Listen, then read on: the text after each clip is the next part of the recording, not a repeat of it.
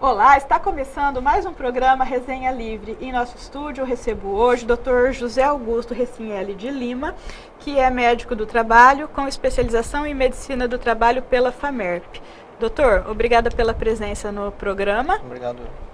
E nós queremos hoje esclarecer algumas dúvidas a respeito do que é um médico do trabalho e o que é que ele faz. Vamos começar dizendo o que é essa especialidade. Essa especialidade ela foi criada justamente para poder cuidar da saúde do trabalhador, né? Esse é o objetivo principal da medicina do trabalho. Mas de todo trabalhador, como é que é? Toda empresa que admite funcionário, ele é obrigado a ter um programa de saúde do trabalhador. Mesmo que seja uma empresa pequena? Mesmo que seja uma empresa pequena. Qualquer empresa tem que ter... Qualquer empresa que tiver funcionário, ele tem que ter um programa. Tem que ter um programa. Mas o que é um programa? O programa de saúde do trabalhador, ele visa determinar os riscos que existem no ambiente de trabalho que possa prejudicar a saúde do trabalhador. Esse programa ele vai determinar esses riscos.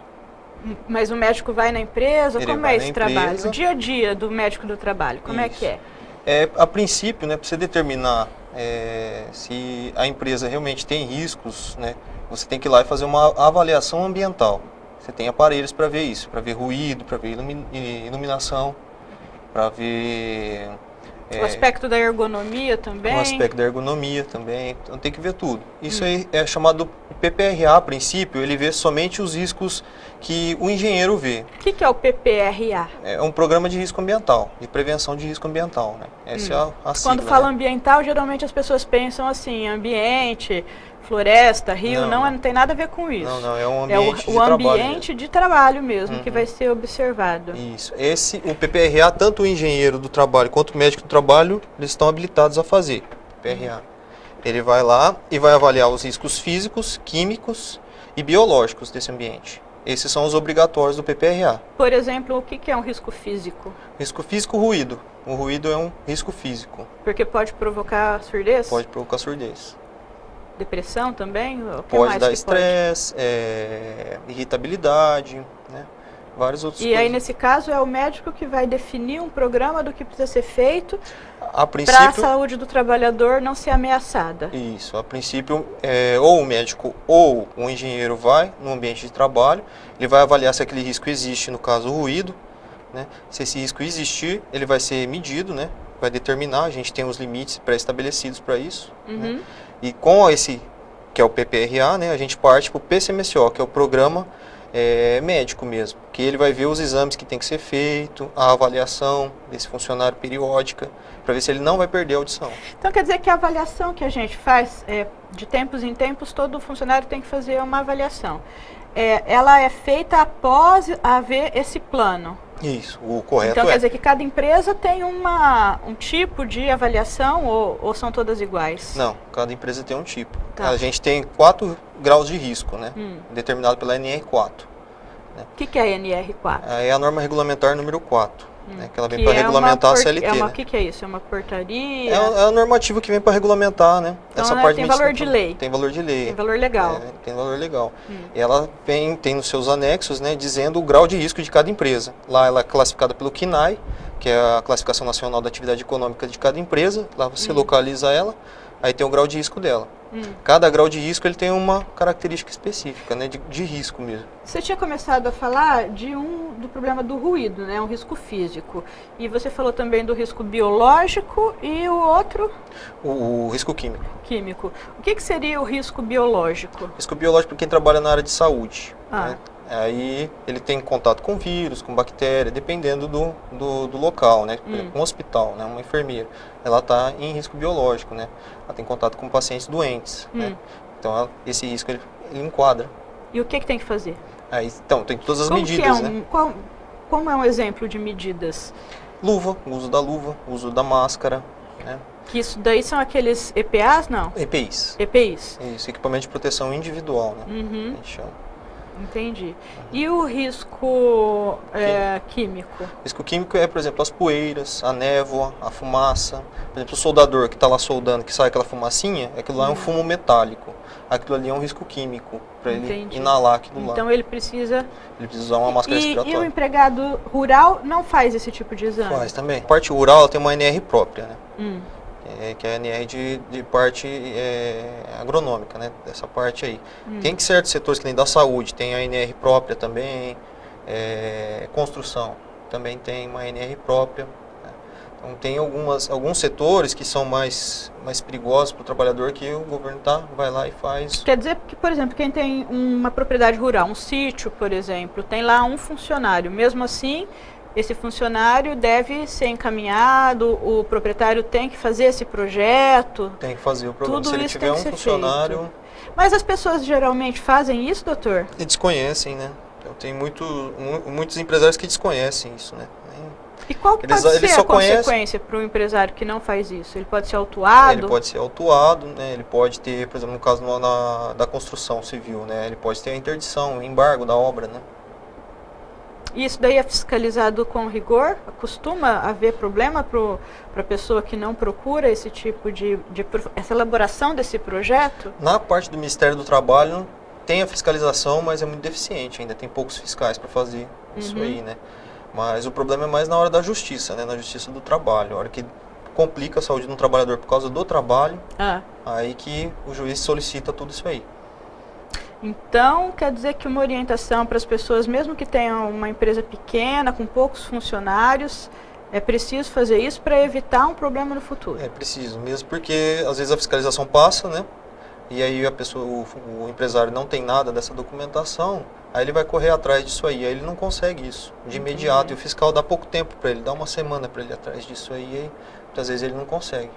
Esse projeto o empresário ou o proprietário de uma propriedade rural, por exemplo, ele vai procurar um médico e pedir para fazer o projeto? Isso, ele tem que assim procurar que funciona? Isso, ele vai procurar alguma empresa especializada em saúde ocupacional, né? E essa empresa vai mandar ou um engenheiro do trabalho ou um médico do trabalho. Você acha que falta orientação para as pessoas? Porque eu conheço muitas pessoas que não têm informação sobre isso. Falta.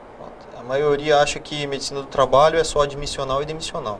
Eu achava que tinha uma relação assim com uma quantidade de empregados. Eu não sabia que se você tiver um empregado, você tem que ter. E o empregado doméstico? Hoje, com essa equiparação total aí que vem acontecendo, o empregado doméstico vai ter que fazer exame admissional, demissional também, ou não está incluído? Tem gente que está fazendo, tem uns que não estão, não.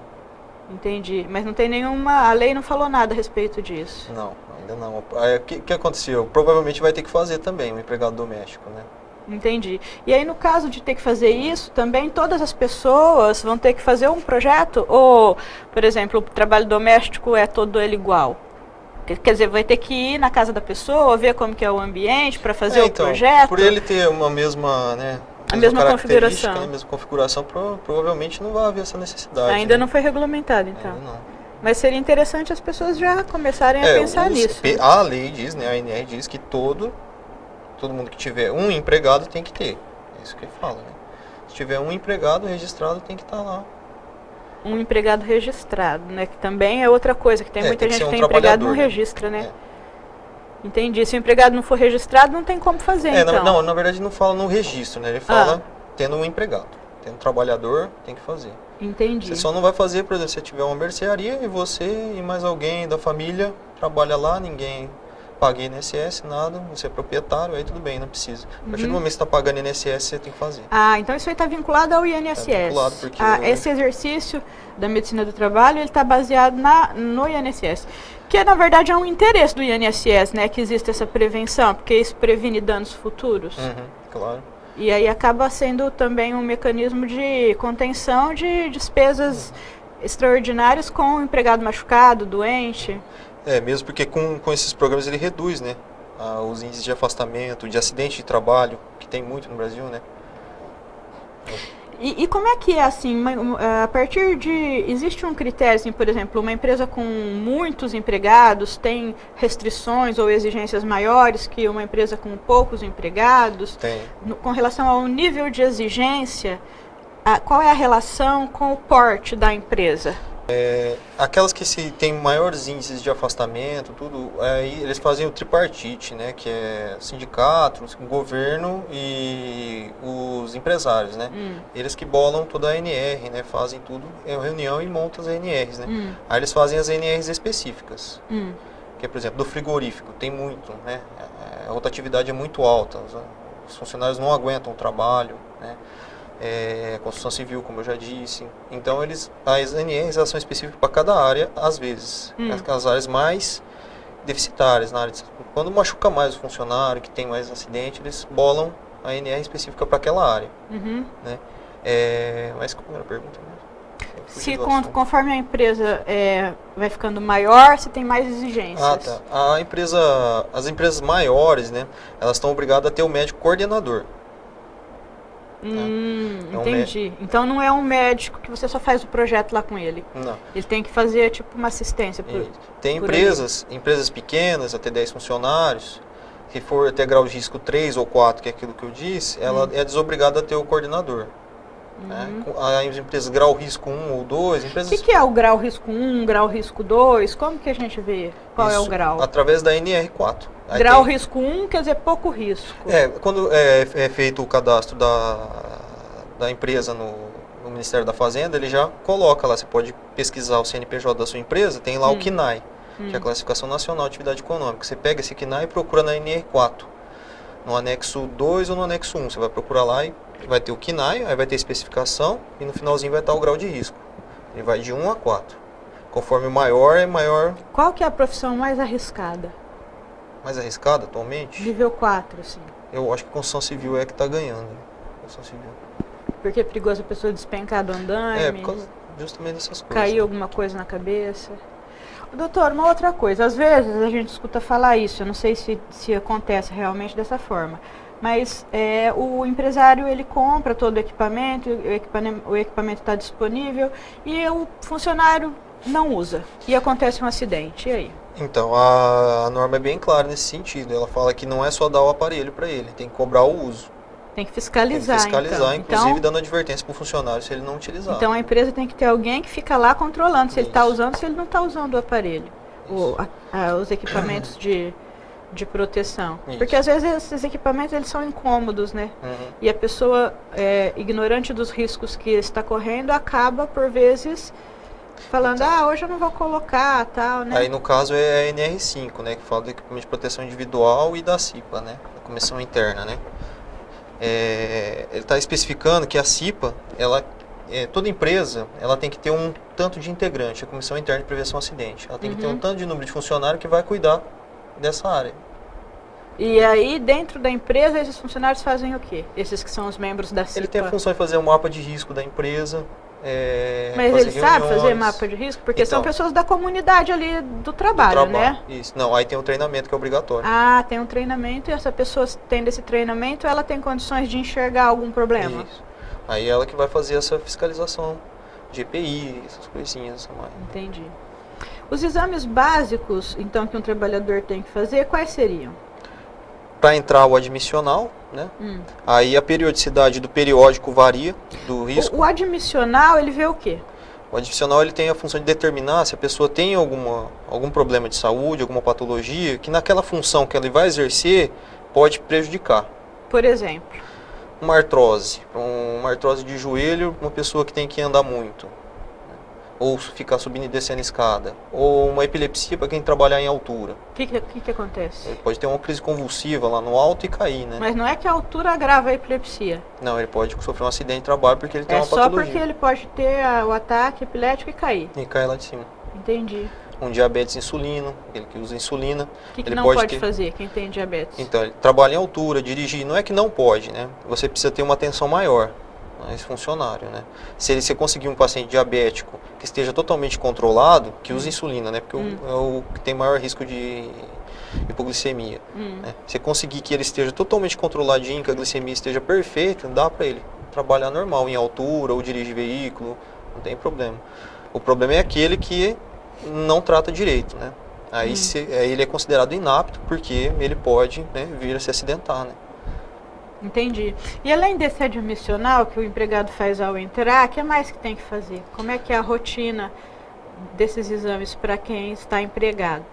Então, aí com o programa, né, o programa de saúde ocupacional, os programas do PPRA e o PCMSO, ele vai determinar a periodicidade do exame que esse funcionário tem que ir lá fazer. Então, aquele funcionário que não tem muito risco, ele é um funcionário que tem entre 18 e 45 anos, ele pode ir lá a cada 2 anos. 18 e 45 é o que quase não fica doente. É, que quase não fica doente. Estou quase chegando lá. Depois dos 45, o que acontece com a pessoa? Então, aí reduz o tempo de exame.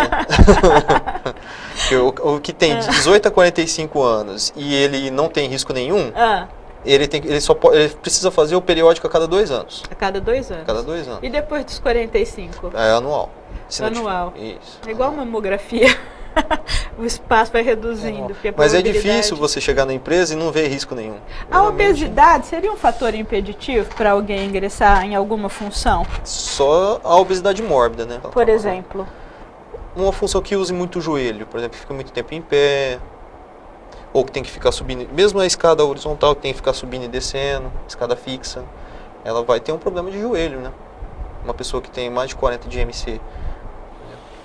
Aí ela vai falar, vai ter problema no joelho, e depois ela pode entrar contra o patrão dela, que o joelho dela piorou por causa do trabalho. Né? E as pessoas que têm doenças que são transmissíveis, como por exemplo... alguma doença que seja contagiosa. O HIV não pode fazer o exame, né? É proibido, não pode fazer exame para triar HIV, né? Mas você pode triar hepatites, né? Sífilis, pode triar, por exemplo, manipulador de alimento tem que triar sífilis. Quer dizer que a pessoa vai trabalhar na empresa, ela vai fazer vários exames, mas HIV não pode fazer? HIV não. Talvez seja para prevenir um preconceito? Não, é porque, por exemplo, não é todo mundo que faz, por exemplo, um lixeiro. O lixeiro faz uma hepatite C, uma hepatite B. Por quê? Porque se ele se cortar, você tem que saber se ele já tinha antes essa doença ou não. Porque se ele adquiriu uma hepatite B... Mas a mesma coisa é o HIV, porque um enfermeiro, por exemplo, está manuseando seringa, poderia contrair o HIV. Então, mas aí é acidente, né? Pérfuro cortante, né? Acidente pérfuro cortante na área de saúde, ela tem uma especificação certa, separada. Entendi, se mas... eu sofrer um acidente pérfuro cortante num ambiente hospitalar, ele tem todo um trabalho que tem que ser feito com ele. Ele faz o exame antes, faz o exame de quem ele se machucou. Ele tem toda uma normativa específica da área da saúde. É inexplicável, então. Se você vai fazer de sífilis, de hepatite, por que não fazer o HIV? Então, o maior problema é que desses exames é justamente o judiciário, né? Porque, por exemplo, se você não fizer, porque não tem também muito o que fazer, né? O paciente, você vai contratar um funcionário, faz o exame e veio com hepatite C positivo. Você não vai contratar? Isso não é critério de inaptidão. Você vai ter que contratar mesmo assim. A única coisa que vai acontecer é caso ele sofra um acidente trabalhando, por exemplo, um trabalhador na área de limpeza. Aí depois é que ele possa falar que ele contraiu porque ele pegava lixo no banheiro. Não, aí você vai ter a contraprova falando que você já tinha hepatite. Então quer dizer que os exames, esses de sangue, eles só são feitos para profissões específicas, que tem algum risco de contrair esses infectos contagiosos. Os infectos contagiosos. Isso. Mas eles não impedem, então, a pessoa de exercer a função. Não, tem exames que não impedem, eles só servem para... Mas, por exemplo, um enfermeiro que tem hepatite C, pode ter? Pode, não tem problema. Pode trabalhar na saúde. Uma pessoa que tem uma outra doença que possa ser contagiosa, só tem que tomar cuidado. Isso, ela não sendo contagiosa por via aérea, né, não tem problema, porque nem tuberculose você tem que afastar. Tuberculose, a pessoa que tem tuberculose. Não, se for um trabalhador de saúde, ele tem que ser afastado, Lepra. né? Lepra também, hanseníase. É a hanseníase, né? Isso, porque ela pode ter o contato, o contágio pode ser pela via ar? aérea, isso, aí você transmite a doença. Então aí a pessoa fica aposentada. Não, a hanseníase tem cura. Sim, mas durante aquele tempo ela recebe, fica numa licença. Isso. Até ela se tratar. Mesma coisa a tuberculose. Isso. Aí quando a pessoa estiver ok, retorna pode normalmente voltar. às suas funções. Tem tratamento da hanseníase, que logo que inicia já reduz muito o índice de transmissibilidade, às vezes pode até voltar antes, né? Depende muito, né? Qual que é o objetivo de fazer o exame periódico? Periódico o objetivo principal é ver se o funcionário está adquirindo alguma doença em decorrência do ambiente de trabalho. Uhum. Por exemplo, um soldador. O soldador, ele solda e respira o fumo metálico, né? Aquela fumaça da solda, né? Você vai fazer um raio-x de tórax nele e uma espirometria, que são exames para ver o pulmão, função pulmonar. Cada né? função, então, são os exames diferentes. Cada função. E isso já vem tudo definido ali. É muito importante, então, que seja feito isso. Por isso né? que é importante que o médico faça, porque ele que vai determinar qual o exame que tem que ser feito. Tá, e aí para sair, aí o último é o demissional. E aí você vê o que então? Se a pessoa estragou muito. É mais ou menos isso mesmo, para ver se ela adquiriu alguma coisa no trabalho. Porque se ela adquiriu, você é obrigado. Você tem que abrir no momento a CAT. Né? O que é a CAT? A CAT é a comunicação de acidente de trabalho. Mas não é só de acidente. Não é só de acidente, é de doença ocupacional também. Por exemplo, professor normalmente fica maluco. Fica maluco, né? Então, isso aí é complicado. Essa parte de transtorno mental aí é difícil fazer o nexo, né? Entre a doença e o trabalho, né? Nós vamos dar uma pequena pausa, daqui a pouquinho a gente volta, não saia daí.